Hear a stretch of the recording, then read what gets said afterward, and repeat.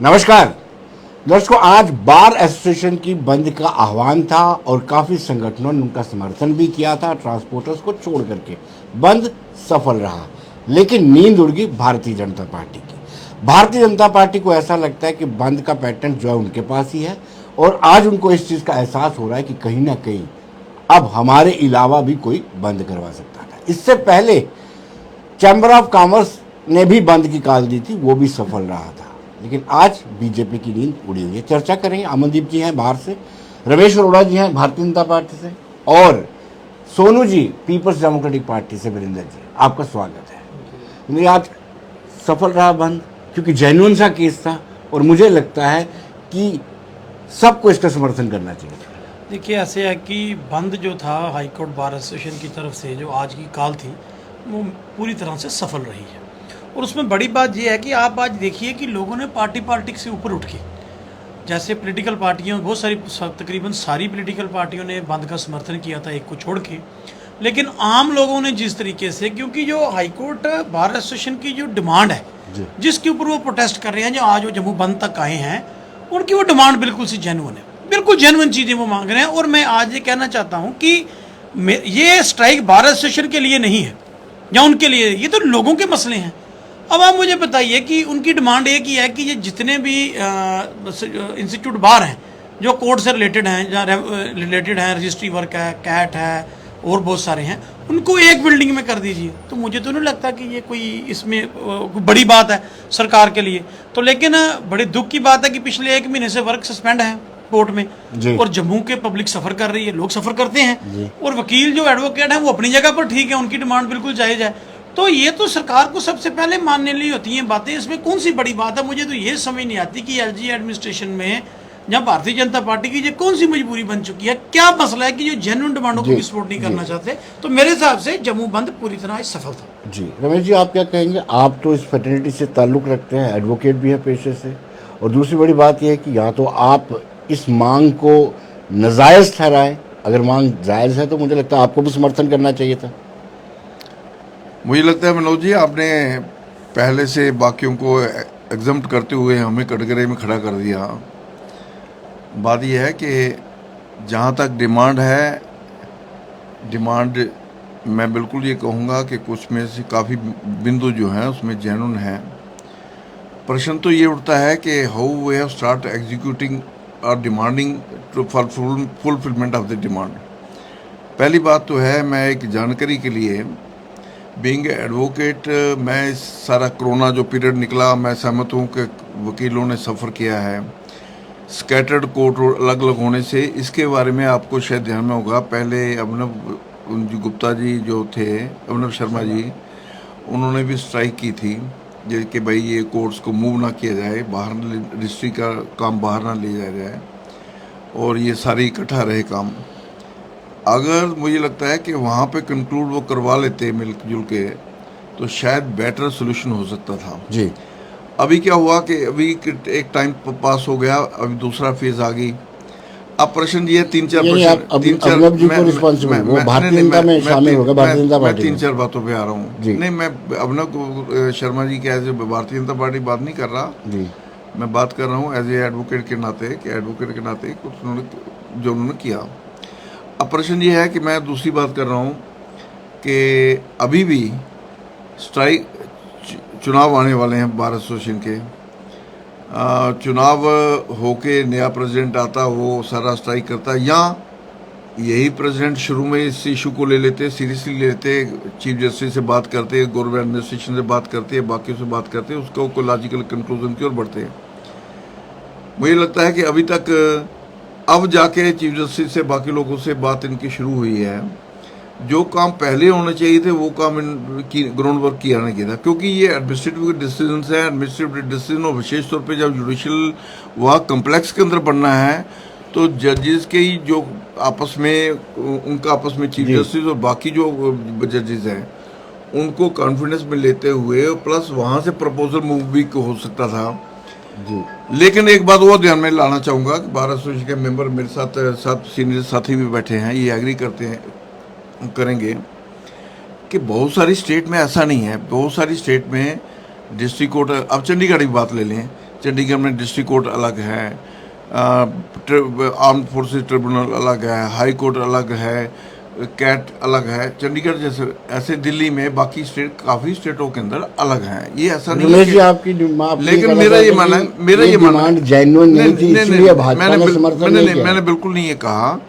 मैं ये कहता हूँ फिर भी यहाँ के सिचुएशन, यहाँ का वर्कलोड कंपैरेटिवली बाकी बड़ी स्टेट की निस्बत कम होता है।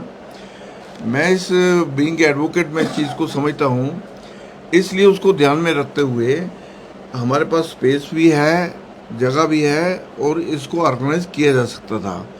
मेरा ये कुछ साथियों से सिर्फ इतना ही कहना है कि इस बात को प्रॉपर ढंग से इनिशिएट करके, प्रॉपर बातचीत करके, इसको शुरुआत करके ये कहीं ना कहीं कंक्लूजन में पहुंच सकता था जी। और ये कंक्लूजन पे पहले भी पहुंच सकता था। इसमें मुझे लगता है कि देरी की गई एक बात।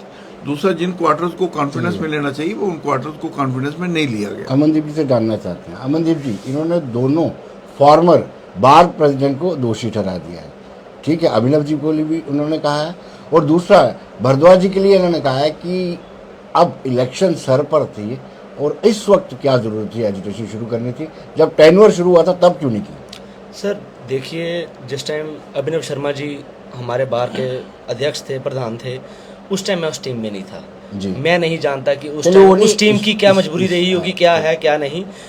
पर आपके माध्यम से मैं बताना चाहूँगा कि भारद्वाज साहब ने from day one we seeked appointment from the lieutenant governor. इन्होंने हमें अपॉइंटमेंट दी जाके नवंबर में जी। बिटवीन सितंबर टू नवंबर हमारी काफ़ी बार हमारे चीफ जस्टिस जनाब पंकज मित्तल साहब से हमारी मीटिंग हुई, जिसके अंदर इस आइडिया को डिस्कस किया गया। ये चीज़ सर, एक construction of A building, it is not with in the ambit of the honourable chief justice. ये एडमिनिस्ट्रेशन के फैसले हैं कि कौन कहाँ पे होगा, कौन सा ऑफिस कहाँ पे होगा, क्या उसको यहाँ पे बनाना है नहीं बनाना है, ये सारे डिसीजन आज की डेट में एलजी साहब के अंडर हैं। हमने सेम रिप्रेजेंटेशन हमने, जिसमें हमारी एक ये भी डिमांड थी कि एक मल्टी स्टोरी बिल्डिंग कंस्ट्रक्ट की जाए, जिसके अंदर इन सब जुडिशल एंड क्वाजी जुडिशल कामों को सबको हाउस किया जाए।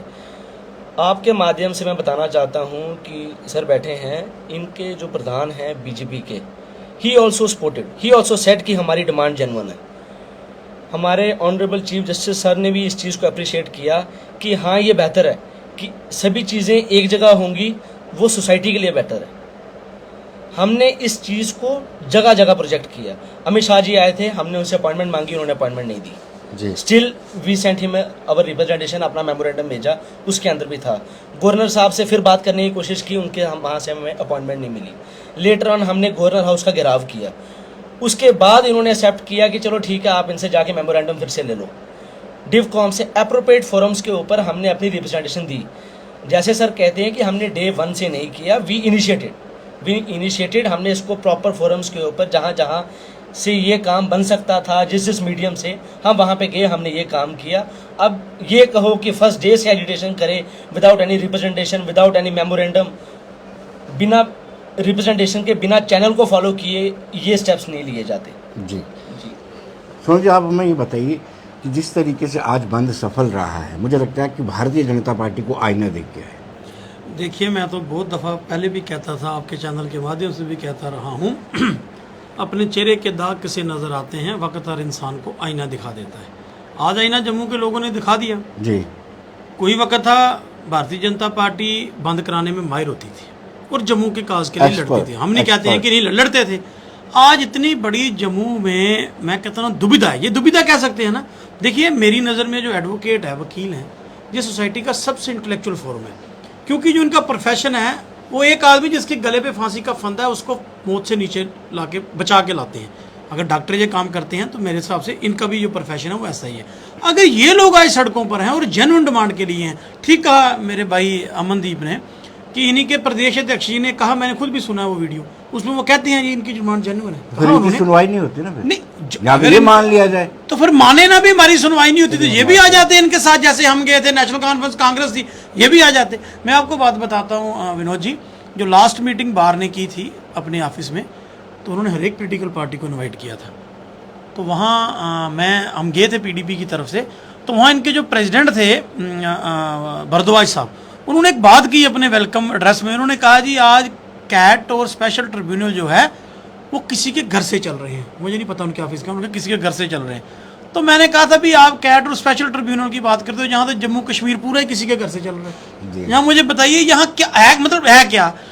पूरी सड़कों पर धरने हैं, चाहे वो फाइनेंशियल अकाउंट्स एडवाइज़र हैं, JK PSI स्कैम है, फायर एंड इमरजेंसी है, उसके बाद आज वकील भी हैं, डेली वेजर हैं, क्या जो लेबर। मैं कहता हूँ ना किसका नाम लूँ और किसका छोड़ूं, मुझे समझ नहीं लगती। घर पे को ना सब धरनों पे बैठे हैं। भाई अगर भारतीय जनता पार्टी एक तरफ से क्लेम करती है कि हम ये कर रहे हैं, क्योंकि हर एक बात का क्लेम ये करते हैं प्रेस कॉन्फ्रेंस करके, तो इनके पार्टी के सीनियर जो लोग हैं वो पहले जैसे अभिनव शर्मा साहब थे, सुनील सेठी साहब हैं, वो बाहर से ताल्लुक रखते हैं। मेरे बड़े भाई अरोड़ा साहब भी पेशे से वकील ही थे, पहले वकालत करते। भाई इनको तो आगे आना चाहिए, इनको आगे आके ये बात कहनी चाहिए। और दूसरी बात मैं इसमें ये कह दूं कि ये जो मैं आपके चैनल से कह रहा हूँ, जो आपने जो रजिस्ट्रेशन का वर्क जो है ये रेवेन्यू डिपार्टमेंट को लाट आपने किया है जी, मैं समझता हूँ कि ये अपने आप में एक बहुत बड़ी दुविधा बन चुका है। आप मुझे बताइए, मुझे याद है जब कहीं कोर्ट में कोई रजिस्ट्री करवाने जाते थे, एक दिन दूसरे दिन रजिस्ट्री हो जाती थी, एडवोकेट टाइम लेके देते, और जो आदमी रजिस्ट्री करने जहाँ करवाने कोर्ट में जाता था उसको एक साइकोलॉजिकल उसके दिमाग में रहता था कि मैं जज साहब के सामने पेश हो रहा हूँ, मैं रजिस्ट्री कर रहा हूँ। आए हमें तो पता ही नहीं चलता, लोग 4-4 महीने से लाइनों में खड़े हैं। ये तो जनता के मसले हैं। चलो वो उन्होंने अपने डिमांड में रखा नहीं, उन्होंने कहा जी एक जगह शिफ्ट कर दीजिए। अब मैं बताता हूँ, अगर एक एडवोकेट है उसको कैट में या स्पेशल ट्रिब्यूनल में तरीक भुगतनी है, उसको कोर्ट छोड़ के आना पड़ेगा ना। बड़े भाई साहब ने कहा कि चंडीगढ़ में हाई कोर्ट वहाँ है, डिस्ट्रिक्ट कोर्ट वहाँ है। भाई पहले जम्मू कश्मीर को चंडीगढ़ बना तो लो, फिर जी अगली बातें ये करना। आपने तो उसका रहने कुछ नहीं दिया, लोग आगे जाते हैं, आप पीछे आते हो। चंडीगढ़ एजुटेशन करता है यूटी से स्टेट बनने की, आप स्टेट से यूटी बनाते हो। मुझे डर है कहीं म्यूनसिपलिटी ना बना दे। लेकिन मैं कहता हूं कि आज वकील जो हैं वो सड़कों पर हैं। क्यों है? इशू कौन सा है? कि ठीक कहा उन्होंने कि ये एडमिनिस्ट्रेशन का काम है कि उसने किस आदमी को कहाँ बैठाना है। भाई एक बिल्डिंग ही मांग रही है ना वो। मुझे आप बताइए, मैं आप इसे पूछता हूँ, आपको लगता है ये कोई बहुत बड़ी बात है जिसके लिए जनमत संग्रह करना है, ना जिसके लिए दिल्ली में जाना है, ना जिसके लिए ऑल पार्टी मीटिंग? क्या है ये बिल्डिंग मांगते हैं कि उस बिल्डिंग में सबको बैठा दो? क्या परेशानी है सरकार को, LG एडमिनिस्ट्रेशन को? जहां तो ये जानबूझ के करना नहीं चाहते, जहां ये करना चाहते हैं। और दूसरी बात कही, चलो ये तो बाहर का अंदरूनी मसला, मैं उसका मेंबर नहीं, कि इन्होंने पहले दिन से स्ट्राइक क्यों नहीं शुरू कर दी? भाई आप भी तो 3 साल से अच्छे दिन ला रहे हो, आप तो जो है वो भी निकाल के ले गए हो।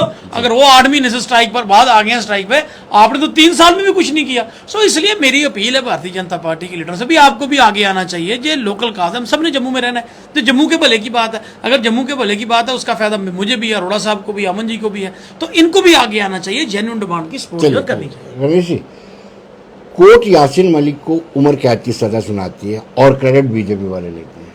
अब जो सड़कों पर लोग हैं इनका भी क्रेडिट आप लीजिए ना, कि आपकी जिम्मेदारी है इसकी। देखिए ऐसा है कि क्रेडिट डिसक्रेडिट के लिए बात इन्होंने सारा पॉलिटिकलाइज कर दिया। क्वेश्चन सिर्फ चल रहा था बार एसोसिएशन के डिमांड्स का। मुझे लगता है कि हमारी बदकिस्मती ये रहती है कि हम लोग हर विषय को राजनीतिक रंग दे देते हैं। इन्होंने जो बोला उसमें 100% राजनीति लेके इन्होंने बात रखी। मैंने पहले कहा था कि मैं खुद पेशे से एडवोकेट हूँ, शायद मेरे भाई साहब को ये मालूम नहीं होगा कि इस बार एसोसिएशन को ये डिमांड इससे पहले भी चली है, बहुत सख्ती से चली है। जब जस्टिस VK गुप्ता यहाँ थे, जस्टिस सेठी यहाँ थे, उन जजेस के रहते हुए उनका घेराव हुआ, उनकी कारें रोकी गई। वो सारा हम लोगों ने खुद किया था कि भाई वहाँ उन्होंने प्लान कर लिया था कि high court will remain only for high court and यहाँ स्विमिंग पूल बनेगा, जजेस रेजिडेंशियल क्वार्टर बनेंगे। अभी तो रैका में जारी है किया था। अभी तो रैका में शिफ्ट हो गई। मुझे आज भी याद है कि वो टोटल स्ट्राइक हुई थी और इतनी इफेक्टिव स्ट्राइक हुई थी, उसमें कुछ जजेस की यहाँ से ट्रांसफर तक हो गई थी। और अल्टीमेटली उस जो डिमांड थी उनको वो कॉलोनी बनाने की और वो करने की, वो सब ड्रामा, ये नई बात नहीं है कि आज ही शुरू हुआ है या कल शुरू हुआ है। इसलिए ये कहना कि भाई किसी बीजेपी की गवर्नमेंट में शुरू हुआ है, पहले नहीं शुरू हुआ, ये डिमांड बड़ी पुरानी डिमांड है। शायद धीरे धीरे इसकी डिफरेंट डायमेंशंस आती गई जी। लेकिन ये मैं सहमत हूँ इस बात के लिए कि भाई इस डिमांड को थ्रेडबेयर डिस्कस करके इसका सॉर्ट आउट करने की ज़रूरत है। क्योंकि जब सॉर्ट आउट करना है, अब जैसे हाई कोर्ट के साथ फॉरेस्ट एरिया पड़ता है, तो उस एरिया में कितना हमारे पास है, कितना फॉरेस्ट एरिया में छोड़ के, क्योंकि उसमें NOC लेने की बात है, बाकी चीज़ें हैं उसकी बात है। इसलिए डिमांड की जेन्युइननेस के लिए कोई प्रश्न नहीं है। एज एडवोकेट भी मैं कहूँगा डिमांड की जेन्युइननेस उसमें बिल्कुल जेन्युइननेस है, लेकिन इसके ऊपर सीरियसली वर्कआउट करने की जरूरत है, डेलिब्रेट करने की जरूरत है। सवाल ये उठता है कि उस डेलिब्रेशन में आपके प्रदेश अध्यक्ष, मेरा और कहना है उस डेलिब्रेशन में प्रदेश अध्यक्ष जेन्युइन करार देते हैं डिमांड को। आपके प्रदेश अध्यक्ष फाइनेंस अकाउंट असिस्टेंट खाली प्रदेश अध्यक्ष की बात नहीं है, मेरा कहना विनोद जी खाली प्रदेश अध्यक्ष की बात नहीं है, स्टेट यूनिट की सुनवाई नहीं है। कारण नहीं, मैं ये बिल्कुल आपसे सहमत नहीं हूँ। मैं ये कह रहा हूँ कि ये मसला बिल्कुल वकील साहब ने ठीक कहा, एडमिनिस्ट्रेशन ने और गवर्नमेंट ने दो प्लस जुडिशरी ने इन सब ने मिलके ही सॉर्ट आउट करना है, क्योंकि तीनों का अपना अपना रोल है। और एडवोकेट्स, चौथी पार्टी है एडवोकेट्स, ये चारों पार्टियों की कंसेंट से, एक दूसरे की रजामंदी से, एक दूसरे के फॉर्मल सजेशन से ये चीज़ें सॉर्ट आउट होनी है। मुझे लगता है उस सॉर्ट आउट करने की और एफर्ट जो होनी चाहिए थे उसमें कहीं कमी रही, जिस कारण इतना ये सारा कुछ हो रहा है। मुझे लगता है कि उस और सीरियसली कोशिश को करने की ज़रूरत है। और जैसे उन्होंने कहा कि बहुत अच्छी बात है, चीफ जस्टिस मुझे भी पूरा पता है कि चीफ जस्टिस इस मामले में बड़े कोऑपरेटिव हैं, एलजी साहब भी कोऑपरेटिव है। अगर कोऑपरेटिव दोनों हैं तो उसमें फिर आगे बढ़ने में दिक्कत नहीं है, लेकिन सिस्टमेटिकली आगे बढ़ के इसके सोल्यूशन की और चीजें बढ़ सकती हैं, क्योंकि ये डिमांड आज की नहीं है, बड़ी पुरानी है। हाँ, टाइम टू टाइम उसकी डायमेंशन चेंज होगी। सोनू जी, आप हमें ये बताइए कि भारतीय जनता पार्टी का ये कौन सा मापदंड है कि धरने पे, प्रोटेस्ट पे बैठे लोगों के पास जाते हैं, उनको कहते हैं आपकी डिमांड जेन्युइन है, आपकी डिमांड पूरी कर दी जाएगी। फाइनेंस अकाउंट असिस्टेंट को लेकर तो उन्होंने श्योर किया था कि आपके साथ इंजस्टिस नहीं होगा, और कल वो लिस्ट ही रद्द कर दी गई है। ये मिसलीड कर रहे हैं पब्लिक को, या इनकी सुनवाई होती नहीं है राजभवन में? देखिए, दो चीज़ें हो सकती हैं विनोद जी, यहाँ तो ये मिसलीड पब्लिक को कर रहे हैं, तो जहाँ फिर दिल्ली की भारतीय जनता पार्टी इनको मिसलीड कर रही है, स्टेट यूनिट को। देखो सीधी सी बात है, जब प्रदेश अध्यक्ष जाता है, फॉर्मर डिप्टी चीफ मिनिस्टर जाते हैं, मीडिया के सामने कहते हैं ना कि आपकी डिमांड जेन्युइन है, हम ऐसा नहीं होने देंगे, वो क्रैश हो जाती है लिस्ट। और भी बहुत सारे ऐसे मसले हैं। अब ये मैंने जो पहले एक बात कही थी उस पर आप शायद मैंने कहा था कि इनके अध्यक्ष साहब ने कहा, सॉरी बार एसोसिएशन के प्रेसिडेंट साहब ने कहा था कि कैट और स्पेशल ट्रिब्यूनल जो है वो एक घर से चल रही हैं। तो मैंने कहा था वहां कि नहीं भाई, पूरा जम्मू कश्मीर एक घर से चल रहा है। तो उसकी मिसाल अभी आ गई आपके सामने। भाई एक तरफ से आप प्रोटेस्ट के जो नौजवान बैठे उनके पास जाते हैं, उनको एश्योरेंस देते हैं कि हम ये कर देंगे जनाब, हो जाएगा। दूसरे दिन कोर्ट में सीबीआई इंक्वायरी करते हैं, जहाँ कहते हैं जी वो लिस्ट कैंसिल हो गई।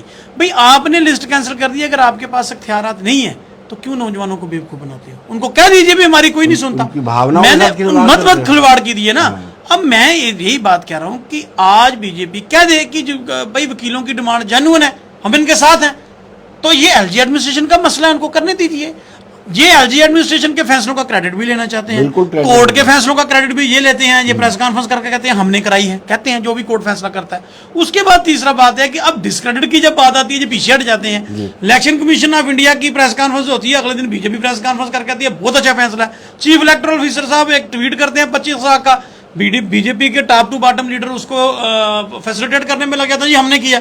जब वो उल्टा पड़ता तब ये कहते हैं जी हमारा फैसला नहीं एडमिनिस्ट्रेशन। मुझे तो यही नहीं समझ लग रही कि ये क्या वाकया जो जम्मू के लोगों को फ्रस्ट्रेट करना चाहते हैं, ये खुद फ्रस्ट्रेट है या खुद मिसलीड है। इनको ये क्लियर करनी चाहिए। अगर किसी की जेन्युइन, अगर मैं ये कहता हूँ पार्टी की तरफ से जाके प्रदेश अध्यक्ष साहब कहते हैं कि ये जेन्युइन डिमांड है, तो फिर उनकी जो जेन्युइनिटी है, अभी अरोड़ा साहब ने कहा, अभी मैं नहीं कहता कि ये जेन्युइन नहीं है। अगर ये जेन्युइन है तो इनकी लड़ाई आपको लड़नी चाहिए, इनको अपने लीडरशिप से बात करनी चाहिए। अगर लीडरशिप नहीं सुनती है तो कहीं ठीक है, फिर उनकी मर्जी। मेरा सिर्फ इतना ये है कि हम जम्मू कश्मीर के जो लोग हैं, हमारे ऊपर जो रोज तजर्बे एक्सपेरिमेंट हो रहे हैं उनको बंद कीजिए। मैं बीजेपी से भी कहता हूँ, आप भी जम्मू, मैंने भी जम्मू में रहना मरना, आपने भी यहाँ रहना, किसी ने बाहर नहीं जाना ना। हम ये कहते हैं कि अगर जम्मू परेशान है तो लीडर करके करेंगे क्या? देखिए मुझे नहीं लगता कि इनका कोई कसूर है, मैं तो मानता नहीं ना इनके कसूर को। जब ये सच्ची बात है, जब नहीं कोई सुनता तो ये क्या करें भाई? अगर ये नहीं सुनता, जिनकी सुनता उनको सुनाओ, उनको कहो भाई ये जो आपने जेल बनाई है जम्मू कश्मीर है, इससे निजात दिलाओ, कोई अच्छे तरीके से फैसले करो जो लोगों के हक में हो, जो लोगों के हित में हो। तो आज एक बात बिल्कुल क्लियर है, जम्मू के लोगों ने कर दी। जो भारतीय जनता पार्टी, मेरे बड़े भाई हैं, पता नहीं उनको गुस्सा ना लग जाए मेरी बात का, लेकिन सच कहना है, नहीं करते हैं, बड़े सोबर हैं। मैं ये बात कहना चाहता हूं कि जो जम्मू के ठेकेदार भारतीय जनता पार्टी बनी थी ना, आज जम्मू के लोगों ने उस ठेकेदारी सिस्टम से आपको निजात दिला दी। आज आपको उन्होंने बता दिया कि भाई हम लोग आपके साथ नहीं हैं, अब कोई नया तजर्बा लाएं, नया एक्सपेरिमेंट करें। मुझे नहीं पता जो कौन सा करते हैं, इनके पास है प्रयोगशाला, वो करेंगे। लेकिन मेरा ये है कि अगर जम्मू के लोग परेशान हैं तो भाई आपको आगे आना चाहिए, क्योंकि आपको मैंडेट जम्मू के लोगों ने दिया था। इन्हीं लोगों की वोटों से आप सरकार में गए, इन्हीं को आप डंडों से पीट रहे हो। आपको ये चीज सोचनी चाहिए। मैं उससे पहले ये डेली वेजर गए थे ना डॉक्टर जितेंद्र सिंह जी से मिलने के लिए पार्क में, पहले तो मिलने, वो पार्क में गए तो उनके ऊपर लाठियां पुलिस ने बरसाई। भाई ये वही लोग हैं यार जिनने हमको MP बनाया, MLA बनाया, मिनिस्टर बने, आप आज सत्ता सुख भोग रहे हो, इनको मार क्यों रहे हो? बात तो सुनो इनके हाथ में ना पत्थर है ना लाठी है, इन्होंने तो तिरंगा उठाया हुआ, इनकी बात तो सुनो भाई, इनसे बात करो, इनकी को भी हम तारी मुश्किल को हल करेंगे, कोशिश करेंगे। लोगों की उम्मीद होती है लीडर के पास। सो मेरी आपसे विनती है, आप सभी बड़े भाइयों से, क्योंकि सब भारतीय जनता पार्टी के लीडर तकरीबन मेरे से उम्र में बड़े हैं, जो बड़े लीडर, मैं सबसे कहना चाहता हूँ भाई जम्मू के काज के लिए आगे आइए। जम्मू आपको पुकार रहा है, जम्मू ने आपको मैंडेट दिया था, आपको जम्मू के काज के लिए आगे आना चाहिए। अमन जी, आज आपकी बंद की काल सफल रही है और मोराल भी आपका बूस्ट होगा। नेक्स्ट अगला स्टेप क्या रहेगा सर? अभी वर्क सस्पेंड रहेगा? वर्क सस्पेंड है, कल की डेट पे वर्क सस्पेंड ही रहेगा। जनरल हाउस का डिसीजन है कि हम बिना ऑर्डर लिए हुए, एक ऑर्डर जिसका फॉर्मल ऑर्डर होगा ब्लैक एंड वाइट में, जिसके ऊपर लिखा होगा कि आपकी डिमांड एक्सेप्ट होगी हुई है बिल्डिंग बनाने की, वो लेके ही मेंबर पीछे हटेंगे जी। और कुछ चीज़ों पे सर मैं फिर से डिस्कस करना चाहूँगा। जैसे सर ने कहा कि हमें याद आया, सर भी हमारे मेंबर हैं, बखूबी हम हमारे सभी मेंबर्स को कम्युनिकेट करते हैं जब हम वर्क सस्पेंड करते हैं। हम टाइम टू टाइम बीच में टोकन स्ट्राइक्स करते आए हैं। हमें उम्मीद थी शायद इससे ही बात बन जाए, इनको याद आ जाए कि हाँ शायद एक मेमोरेंडम पड़ा हुआ है, उसके ऊपर भी नज़र मारने की ज़रूरत है। उस चीज़ को हम करते रहे। अब जब हमने शुरू किया हुआ, आज भी हमारी इंडेफिनिट की कॉल नहीं है, हम उसको एक्सटेंड कर रहे हैं। पहले हमने 1 दिन किया, 1 हफ्ते में, फिर हमने 2 दिन किया, फिर 3 दिन किया, फिर उसको हम डे बाय डे एक्सटेंड करते गए। हमें आज भी उम्मीद है कि LG साहब शायद अब जम्मू बंद के बाद ही सही इस चीज़ के ऊपर थोड़ा ध्यान देंगे। और आपके माध्यम से मैं बताना चाहता हूँ कि एज अ वकील, सर भी वकील हैं, सर भी जानते हैं, आज की डेट में मेरे को कोई कहता है सर मैंने आपको अपने केस में, मेरा केस आप लीड करोगे रामबन में, मैं करूँगा सर ठीक है, ही विल पे एवरीथिंग, वो मेरी एकोमोडेशन, ट्रांसपोर्टेशन सब कुछ करेगा। ये पब्लिक की डिमांड है। और मैं आज आपके माध्यम से हर ऑर्गेनाइजेशन से लेके हर इंडिविजुअल तक जो इससे पीड़ित था, उस ऑर्गेनाइजेशन ने अपने तरीके से हमारा साथ दिया। एक इंडिविजुअल जिस तरीके से वो हमारा साथ दे सकता था उसने हमारा साथ दिया और एक सक्सेसफुल जम्मू बंद आज हुआ जी। सोनू ने बड़ी इंपॉर्टेंट बात कही कि आप जम्मू के ठेकेदार बनते थे, आज जम्मू के लोगों ने आपको ठेकेदारी की प्रथा से निजात दिलवा दी है। ऐसा है कि ये इनकी सोच है, इनकी सोच इनको मुबारक हो। जम्मू की ठेकेदारी जितनी हम लोग ईमानदारी से करते रहे हैं वो हमने की, अब नहीं हो पाएगा। और उसी अब नहीं हो मेरा पूरा सेंटेंस सुन लीजिए, मेरी विनोद जी पूरा सेंटेंस सुन लीजिए।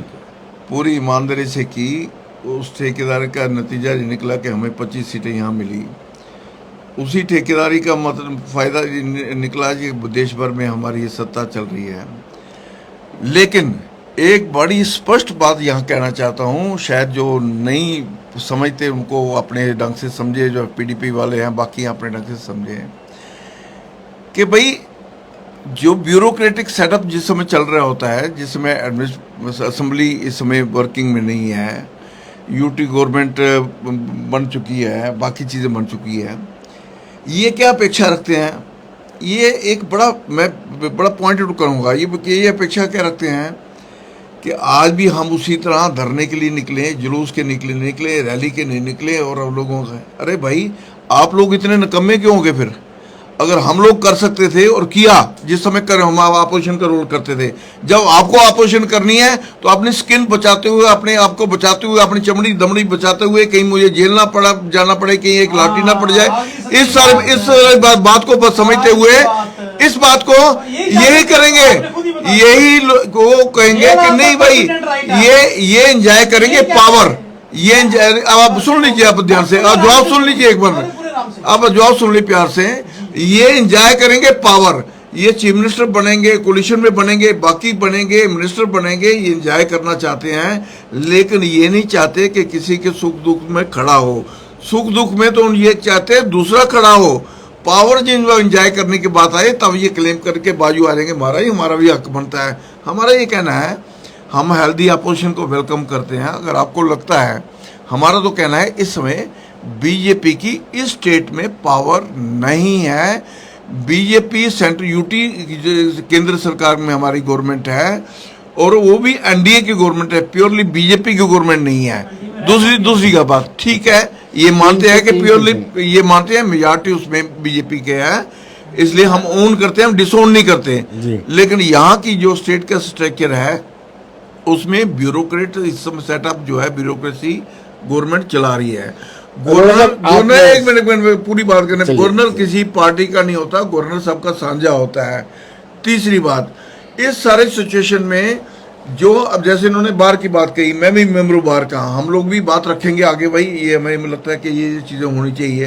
लेकिन उनके अध्यक्ष जी ने कहा, लेकिन मेरा ये कहना कि पीडीपी वाले या कांग्रेस वाले या कोई और साथी चार खड़े होकर कहें कमाल है, ये पहले तो सड़कों पे लड़ते थे, आजकल कुछ नहीं करते। अरे आप लोग अगर करना चाहते हैं अपोजिशन तो करो ना, दम रखो फिर। लेकिन क्या है, वो कोठियों में रहना चाहते हैं, करप्शन करना चाहते हैं, पैसा बचा रखना चाहते हैं। आए ना, 1971 से हमने लाइफ शुरू की थी, 47-47 बार मैंने जेल काट ली, पीएसए मीसा सारे डिटेन हमने भुगत लिया। हमने कहाँ सोचा था यहाँ पावर में आएंगे, और ये लोग पावर का नशे में रहते हैं, इसलिए इनको ये लगता है कि लड़े दूसरा कोई और ये उसमें से हलवा लेते रहे। अगर आपको अपोजिशन का रोल करना है करिए, आपको किसने रोका है? हेल्दी अपोजिशन होनी चाहिए। इसलिए मेरा ये कहना है कि बाहर की जो जेन्युइन बातें हैं वो बढ़ने हम चीफ जस्टिस से मिलते हुए भी बात रखेंगे, एलजी साहब से भी रखेंगे। अगर जरूरत पड़ी दिल्ली रखने की तो दिल्ली रखेंगे, जेन्युइन बातों को डेफिनेटली रखा जाएगा, उसमें कोई शक नहीं है। आपकी बातों से ये क्रक्स निकलता है कि यहाँ पर ब्यूरोक्रेटिक सेटअप है, यहाँ पर आपकी सुनवाई नहीं है, और क्यों आप धरने प्रदर्शन के बीच में जाकर के बच्चों के इमोशंस के साथ खेलते हैं? आप क्या सुनवाई की ब्यूरोक्रेसी सेटअप है? नहीं, हम समझेंगे जो आप कहना चाहते थे। मेरी गुजारिश, अब आप मेरी भी बात सुने।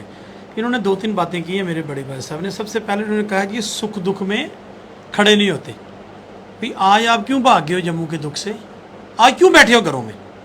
आज आपको आना चाहिए था। ठीक है, नहीं कुछ सुनता, नहीं सुनी, आप अपनी ड्यूटी तो निभाए ना। हमारा कौन से कहने पे एलजी साहब ने सुबह एडमिनिस्ट्रेशन मतलब बिल्डिंग का काम लगा देना है, लेकिन आप दुख सुख से आप भागे हो, हम तो भागे नहीं। हम तब भी थे, हम आज भी थे। इन्होंने एक बात की, जेल और पुलिस। देखिए, जो आदमी की जेब में होता है ना, वो उसको पता होता है। मेरे पास, मैं आया हूँ ना आपके पास यहाँ इंटरव्यू देने, मुझे पता है मेरी जेब में क्या है, मैं फोन लाया कितने पैसे मेरी, इनको पता है कि हमारे पास क्या है, किससे हमने अपोजिशन को डराना है। भैया आप कर लो, जो आपके पास है उसका आप इस्तेमाल पूरा कर लो। आपने कल भी किया, आपने कल रात 11 बजे तक अपने पूरे रैंक एंड फाइल और अपने पूरे टूल, जो एजेंसीज आपकी टूल हैं, आपके तहसीलदार, आपके एडीसी लोगों को फोन करते रहे। बहुत सारे लोगों को उन्होंने फोन किए हैं, एसोसिएशनों को फोन किए हैं। अमन जी शायद आपकी नोटिस में भी होगा। इन्होंने पूरा जोर लगाया कि भाई किसी तरीके, भाई अगर ये आपकी एजेंसीज नहीं है तो होने दो ना बंद लोकतंत्र में, आपको क्या परेशानी है, आप क्यों इंटरफेयर करते हो? बाकी ठीक है, इन्होंने कहा सुनवाई, भी सुनवाई होती तो ये जाते। इन्होंने सिर्फ, मैं आपके वक्त बोला ही नहीं, आप अपने टाइम पे बोलिएगा। मैं ये कहना चाहता हूं कि आप एक तरफ से कहते थे कि दोहरा मापदंड तो हो नहीं सकता ना, दो चीजें तो इकट्ठी चल नहीं ना सकती। एक तरफ से आप कहते हैं जी एलजी एडमिनिस्ट्रेशन एलजी की है, एलजी साहब चला रहे हैं, कॉन्स्टिट्यूशनल पोस्ट है, जिस तरीके से ये कहते हैं। भाई मेरा ख्याल है हफ्ते में 2 बार रविंद्र रैना साहब एलजी साहब से मिलने जाते हैं डेपुटेशन लेके। एलजी उसमें हमने सिर्फ भारतीय जनता पार्टी के लीडरों को मिलते देखा है। अगर वाकया में भाई आप पॉलिटिकल अपोजिशन की कदर करते हो तो उनको टाइम तो कोई देता नहीं। नंबर 2, इन्होंने एक बात की कि आप अपने घरों या कोठियों में बैठे हो।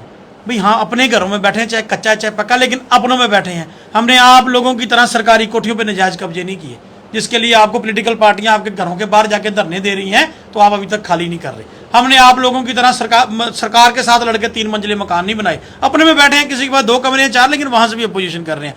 ये जो दोहरी चरित्र की बात है, भारतीय जनता पार्टी अपने मुंह से बिल्कुल ना करे। बाकी मुद्दा डीरेल हो रहा है, मुझे बात आपने जिस डिस्कशन पे बुलाया बात उसी पे मुझे करनी चाहिए, लेकिन जब मेरे भाई साहब ने की तो मैंने कर दी। बात यह है कि जो वकील आज मांग रहे हैं, वकील अपनी फैमिलियों के लिए तो कुछ नहीं ना मांग रहे, जम्मू के लोगों के लिए मांग रहे हैं वकील। ठीक कहा अमन जी ने, उनकी प्रैक्टिस तो चल रही है। अगर मान लीजिए मुझे कैट में या स्पेशल ट्रिब्यूनल में काम है, मैंने तो उनको फीस देनी है ना, इनकी गाड़ी का तेल मैंने देना ही देना है। ये लड़ रहे हैं हमारे लिए, तो हम अपने लिए लड़के आज सोंगे ना। दूसरी बात उन्होंने की थी, आप लोग घर बैठे थे भाई, आपने ठेकेदारी की ना, आपने जम्मू की, आपने कहा जी हमने 25 सीटें लाई, 25 सीटों से हमने ये किया वो किया।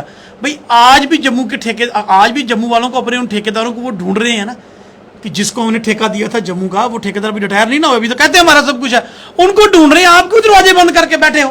आप क्यों बाहर जाके बैठे हो? आपको आना चाहिए ना, आगे लोगों के पास आना चाहिए। सुन लेते।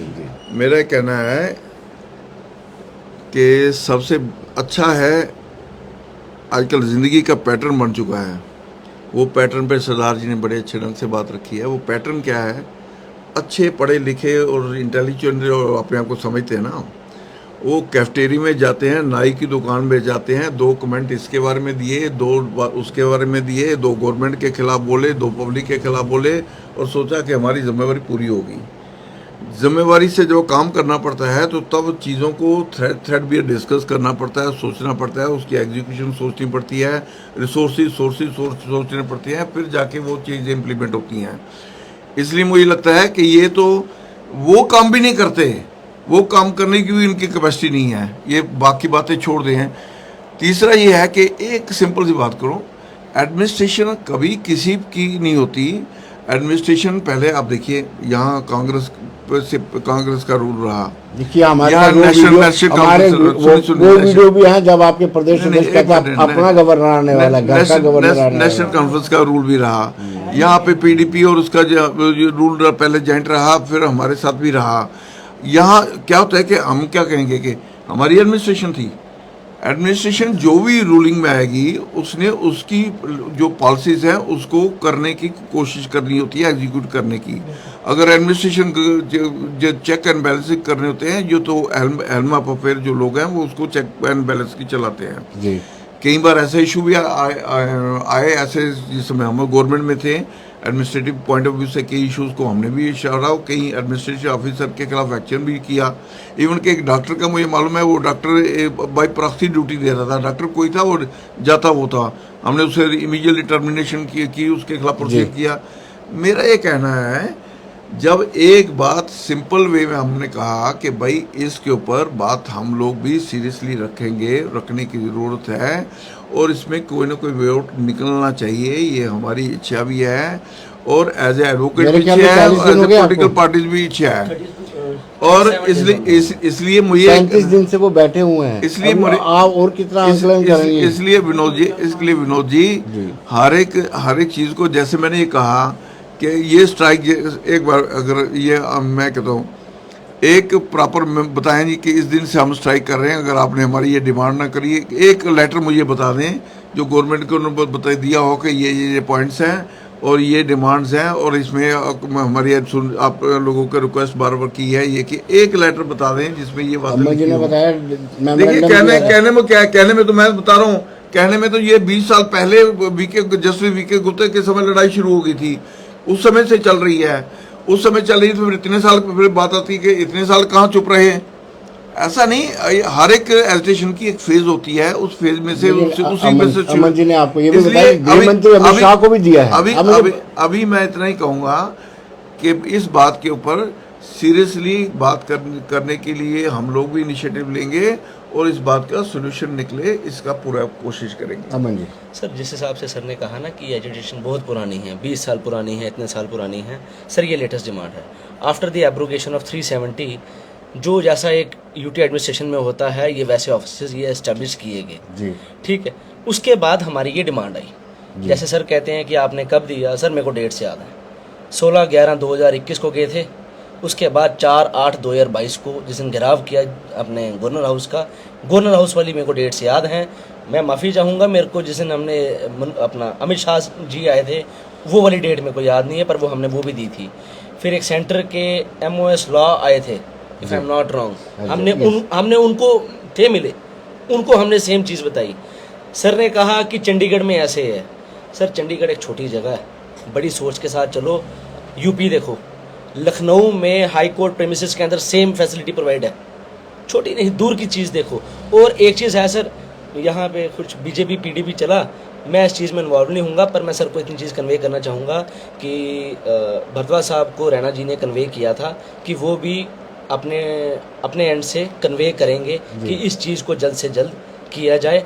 और हम, एक छोटी सी कहावत है ना, एक जंगल में आग लगी तो सब जानवर बाहर को भागे, तो एक चिड़िया ना बार बार राउंड लगाए, तो जो जानवर चलता आ रहा था उसने देखा यार ये क्यों वापस जाती है जी। उसने कहा कि मैं ना चोंच में पानी भर के जाती हूँ, वहाँ पे डालती हूँ आग में। अरे तू चिड़िया है, तेरे से क्या होगा। कहती पर इतिहास में ना मेरा नाम आग बुझाने वालों में लिखा जाएगा। आज हर उस नागरिक ने इस आग जो आज ये घर घर से दिया जल के एडमिनिस्ट्रेशन के खिलाफ, एलजी साहब के खिलाफ, घर घर से दिया जल के जो एडमिनिस्ट्रेशन के खिलाफ आज जो आग लगी है ना, उस आग को लगाने में हर एक नागरिक का, हर एक इंडिविजुअल का बुझाने में कि लगाने आग लगेगी तो एडमिनिस्ट्रेशन को पता लगेगा कि कितना आक्रोश है सोसाइटी में। गुस्से की आग, अपना आक्रोश दिखाया, अपना एंगर दिखाया, बंद करके अपने काम पे नहीं जाके अपनी दुकानें बंद करके जिस तरीके से हर इंडिविजुअल कर सकता था उसने एडमिनिस्ट्रेशन को अपना मैसेज दिया जी। तो सेम फैसिलिटी लखनऊ में भी है। बीजेपी की क्या रणनीति है, आपको क्या लगता है किस तरीके से ये कर रहे हैं धरने के बीच में जाकर? इनकी रणनीति पूछी है, पीडीपी की नहीं, रणनीति है, बीजेपी की रणनीति। आप धरने में बैठ करके आप धरने में बैठ करके उनको शोर करते हैं। बाहर की रणनीति आप क्या है, कैमरा बाहर के तो सामने पूछेंगे पीडीपी की रणनीति क्या है। कैमरा के सामने आप कहेंगे कि हमारी सुनवाई नहीं होती है, उधर जाकर कहते हैं आप इनसे पूछिए पीडीपी की रणनीति क्या है। देखिए चलो मैं इन्हीं के सवाल का जवाब दे देता हूँ। मेरे बड़े भाई हैं रमेश जी, खुश हो रहे हैं। बात ऐसे है कि हमें, जैसे सही कह रहे हैं, मुझे पीडीपी की रणनीति पता है। हमारी रणनीति बिल्कुल साफ है कि जो भी आदमी, जो भी सेक्शन सोसाइटी का परेशान होगा हम उसके साथ हैं। आज जम्मू के लोग परेशान हैं, हमने उनको सपोर्ट भी किया, हम इनके साथ भी गए, इनकी मीटिंग अटेंड भी की, आज भी हमारे वर्कर इनके साथ गए। बाकी भाई बात एक बिल्कुल क्लियर है, इनकी रणनीति तो कोई समझ ही नहीं पाया। आप इनकी तिरंगा वालों के साथ थे, तिरंगा नहीं उठाने वालों को भी साथ हैं, जिन्होंने कहा था कि हम तिरंगा नहीं कोई उठाने वाला जिंदा। आप 4 साल उनके साथ हुकूमत में क्यों रहे? सुनिए, हाँ मैं बता रहा हूँ, आपने अच्छी बात की, उसी का जवाब देता हूँ। महबूबा जी ने बयान दिया, आपका कहना क्या मतलब है? महबूबा मुफ्ती जी ने जो बयान दिया है, हम तो चलो किसी और इशू पे बात करें, चलो ठीक है आपने लाया, आप कहते हैं उनके साथ, हाँ मैं उनके साथ हूँ, लेकिन उन्होंने ये नहीं कहा कि मैं तिरंगे के खिलाफ हूँ। आप 4 साल उनके साथ क्या करते रहे? आप भी तो काउंसिल के मेंबर रहे, क्यों रहे? आपको पहले दिन ही कह देना चाहिए था, नैम भी मैं ये काउंसिल की मेंबरी स्वीकार नहीं करूंगा, क्योंकि आप लोगों की आइडियोलॉजी हमसे नहीं मिलती थी। तब तो आप लोग मलाई खाने के लिए सब साथ थे, आप मिनिस्टर बनने के लिए भी तैयार थे। नहीं, चलो मैं कहता हूं आपको पहले हम जो 2.5 साल पहले छोड़ दिया। हमने जो 15 मार्च 2015 में कहा था, वो भी आज कह रहे हैं। 28 जुलाई 1999 को भी कह रहे थे, ग्रेनेड से नहीं गोली से बात बनेगी बोली से। सुनिए, बाकी तिरंगे के जितने बड़े तिरंगे के जितने, सुनिए मैं सुनिए यार, तिरंगे की बात की है, अब आप सुन तो नहीं। अब तिरंगे की अगर आपने बात की है तो मैं वो भी इतिहास आपको बता दूं। जब मुफ्ती सईद साहब थे, जब कांग्रेस के वो अध्यक्ष रहे, तो 30 साल वो तिरंगा लेके कश्मीर में तिरंगे के लिए लड़ते रहे और तिरंगा उन्होंने वहां जलाया। और तब जब कश्मीर में एक ऐसा माहौल था कि तिरंगा उठाने वाले को लफ्ज इस्तेमाल किया जाता था, मैं आपके चैनल से नहीं कह पाऊंगा क्योंकि दर्शक देख रहे हैं, उनकी कब्रों के लिए जगह भी नहीं मिलती थी। वो आप हमें सिखाओगे तिरंगा, जिन्होंने 50 साल अपने दफ्तर में तिरंगा नहीं लगाया। मेन स्ट्रीम पॉलिटिकल पार्टी के वर्कर ने कश्मीर में तिरंगे के लिए अपनी कुर्बानी दी है, चाहे वो नेशनल कॉन्फ्रेंस थी, पीडीपी थी, कांग्रेस थी, मैं बीजेपी की भी कहता हूं, उन्होंने कुर्बानी दी है। आप लोग हमें सिखाओगे तिरंगा? भाई आप लोग तो 52 साल आपकी जो मेन आपकी जो ऑर्गेनाइजेशन आरएसएस, उसके हेडक्वार्टर में तिरंगा ही नहीं चढ़ा। आज आप तिरंगा बेच के देश चला रहे हो। आप तो वो लोग हो जिन्होंने तिरंगे की 30 रुपए कीमत डाल दी। तिरंगे की कीमत पूछनी है उन शहीदों के परिवारों से पूछो, तिरंगे की कीमत पूछनी है उस मां से पूछो जिसने बच्चा अपना देश के लिए कुर्बान किया। आप हो फर्जी राष्ट्रवादी। आपका फर्जी राष्ट्रवाद आया था बाहर, जब आपने एक लश्कर तोयबा के मिलिटेंट को अपना सोशल मीडिया सेल का इंचार्ज बना दिया था। बनाया था कि नहीं बनाया था? आपके दफ्तर में सोशल मीडिया का इंचार्ज था कि ये राष्ट्रवाद लोगों को सिखा रहे हो। वो चेहरा उतर गया आपका, नकाब जो आपने एक नकाब लगाया था ना राष्ट्रवाद का। मैं कहता हूं यहां देशद्रोह की बात होती है, वहां भारतीय जनता पार्टी का आदमी इन्वॉल्व होता है। आप राजस्थान देख लीजिए, आप यूपी देख लीजिए, जितने कांड आए हैं सब कौन लोग निकलते हैं। मैं तालिब हुसैन, मैं पूछना चाहता हूं, आप जवाब दे दें कि आपने एक मिलिटेंट को कैसे बनाया था अपना सोशल मीडिया का इंचार्ज? दे दे जवाब चैनल, लेकिन सच्चा, झूठा नहीं। फर्जी राष्ट्रवादी बोला आपको, भाजपाइयों को फर्जी राष्ट्रवादी बोला। मुझे लगता है कि इनके तगमे से ना मुझे फर्क पड़ेगा, ना मुझे इनका तगमा चाहिए। इनका सर्टिफिकेट जो है ये पब्लिकली दे चुके हैं कि इस देश में अगर 335 से और 370 हटा तो तिरंगा उठाने वाला नहीं रहेगा। आज लाल चौक के अंदर भी तिरंगा फहरा है, हर जगह तिरंगा फहरा है। श्रीनगर के अंदर लोगों ने हाथों में तिरंगे लेके जुलूस निकाले हैं, नौजवानों ने जुलूस निकाले हैं। मेरा ये मानना है कि आज बताइए कि इनके जो पिछला पीरियड निकला, जिसमें कुछ पीरियड हमारा भी था, मैं कह रहा हूँ इनके साथ जब हम रूल में थे, तब भी हमें दिक्कत आ रही थी, तब भी दिक्कत आ रही है। आज पत्थरबाज कहाँ छुपे हुए हैं, आज बाकी कहाँ छुपे हुए हैं, क्योंकि हम लोगों ने ट्रू पैट्रियाटिज्म, ट्रू नेशनलिज्म के नाते जो वर्चुअली ठीक कॉन्सेप्ट है उसके मुताबिक काम किया है। लेकिन मुझे लगता है कि इस समय ये विषय कह के सरदार जी अपना बात उलझाना चाहते हैं। बात बार एसोसिएशन की थी। विनोद जी, आपने भी पीडीपी से बीजेपी के बारे में पूछ लिया, तो क्या पीडीपी वाले तो क्या कहेंगे कि हम इसके खिलाफ? मैं ये कहूँगा आज ये सरदार साहब एक बात कह दें, ईमानदारी से कह दें कि महबूबा मुफ्ती के इस स्टेटमेंट से सहमत हैं या विरोध करते हैं, जिसमें उन्होंने ये कहा कि यहाँ तिरंगा उठाने वाला कोई नहीं रहेगा, इससे सहमत हैं या इसका विरोध करते हैं? हाँ या ना में जवाब दे दें इसका, मैं मान लूंगा कि क्या करना चाहते हैं। जो हाँ या ना में जवाब देते हैं, सुन लीजिए, सहमत है या नहीं है? मेरी सुन लीजिए। नहीं, कहानी क्या सुननी है, आप बताइए। अब आप बयान की एक लाइन पढ़ोगे, मैं तो पूरा बयान पढ़ूंगा। आप एक लाइन पे डिसीजन चाहते हो, मैं तो पूरा बयान का डिसीजन आपका। हमने ये कहा, मैं चैनल पे कह रहा हूँ, सुन लीजिए। हमने ये कहा कि इस तिरंगे ने मुझे मेरा स्टेट फ्लैग 370 और 35 से दिए थे, मुझे मेरा स्टेट फ्लैग 370 और 35 से दे दिया। हम तिरंगा भी उठाएंगे, हम वो भी उठाएंगे। मैं चैनल पे कहता हूँ, शरेआम कहता हूँ, यहाँ पे कहता हूँ मैं, तिरंगा हमारा था, है और रहेगा। तिरंगा मेरी आन है, मेरी बान है, मेरी शान है। उनका भी था। जब वो चीफ मिनिस्टर बने थे तो किस आइन की ओथ हुई थी? जब वो चीफ मिनिस्टर बने थे तो किसकी ओथ ली थी? जब आप 2 झंडे लगा के घूमते थे, तिरंगा भी और स्टेट फ्लैग भी, तब आपको याद नहीं आ रहा था कि ये स्टेट फ्लैग है? हम बिल्कुल क्लियर हैं।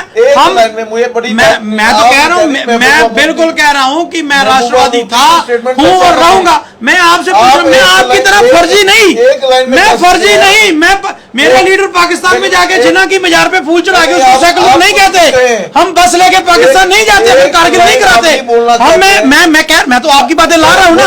आप मुझे, महबूबा मुफ्ती ने 4 साल आपके साथ सरकार की, उसी तिरंगे को लहराया, उसी तिरंगे के साथ चली, उसी आइन को माना, आज भी मानते हैं। जो पॉलिटिकल पार्टी है वो हिंदुस्तान के आइन में रजिस्टर है। जी आपका धोखा नहीं चलने वाला।